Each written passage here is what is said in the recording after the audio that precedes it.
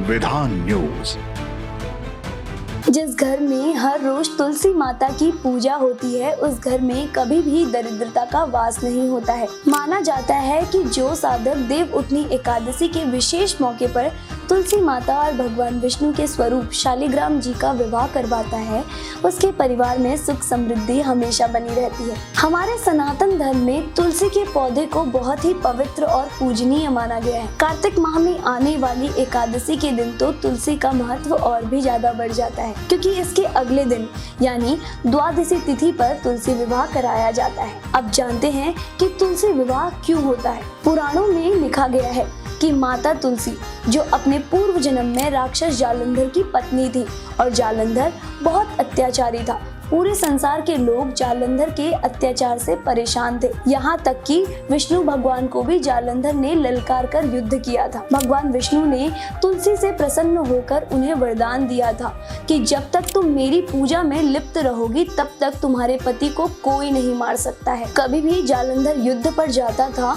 तो तुलसी भगवान विष्णु की पूजा करने लगती थी, और मजबूरन भगवान विष्णु को तुलसी की पूजा को सफल बनाने के लिए ऐसा करना पड़ता था। एक दिन भगवान शिव ने कहा कि अगर ऐसा ही चलता रहा तो ये अत्याचारी जालंधर पूरे संसार पर राज करने लगेगा। उसके बाद भगवान शिव ने विष्णु से कहा, जब जालंधर युद्ध पर जाए तब तुम उसका रूप धारण करके तुलसी के पास चले जाना। वह पूजा नहीं करेगी और मैं उसका वध कर दूंगा। फिर जैसे ही जालंधर युद्ध पर गया तो उस समय भगवान विष्णु ने उनका रूप धारण कर लिया और तुलसी के पास पहुंच गए। तुलसी से प्रेम करने लगे और उसका पवित्रता का व्रत तोड़ दिया। इससे जालंधर की शक्ति क्षीण हो गई और भगवान शिव ने उसका सिर धड़ से अलग कर दिया। सिर धड़ से अलग होने के बाद तुलसी की गोद में गिर गया।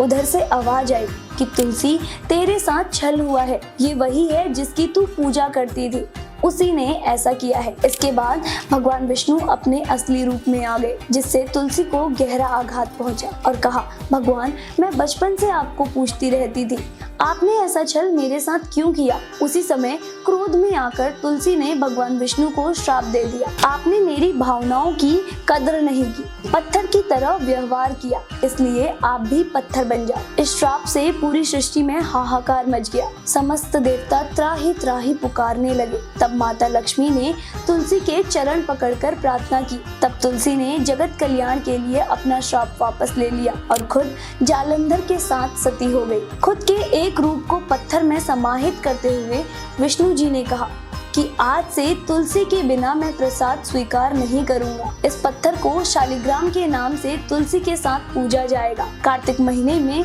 तुलसी का शालिग्राम के साथ विवाह किया जाता है। चलिए अब जानते हैं कि किस विधि विधान से तुलसी माता का विवाह करें। सबसे पहले सुबह उठकर स्नान करें और कपड़े पहने। तुलसी के पौधे पर जल चढ़ाएं। जो लोग तुलसी में कन्यादान कराते हैं उन्हें व्रत रखना चाहिए। तुलसी विवाह प्रदोष काल में किया जाता है। शाम को साफ कपड़े पहनकर पूजा में शामिल हो। एक छोटी चौकी पर तुलसी का पौधा रखें। गमले पर गन्ने का मंडप बनाएं। इसके बाद दूसरी चौकी पर शालिग्राम जी को स्थापित करें। चौकी के पास कलश रखें। कलश पर स्वास्तिक बनाएं और संभव हो तो तुलसी के गमले के पास रंगोली जरूर बनाएं। इसके बाद तुलसी के पौधे के सामने घी का दिया जलाएं। तुलसी और शालिग्राम भगवान पर फूलों से गंगा जल छिड़कें। तुलसी माता को रोली और शालिग्राम को चंदन का तिलक लगाएं। अब तुलसी के पौधे पर लाल चुनरी चढ़ाएं और श्रृंगार सामग्री अर्पित करें। शालिग्राम भगवान को पंचामृत से स्नान कराएं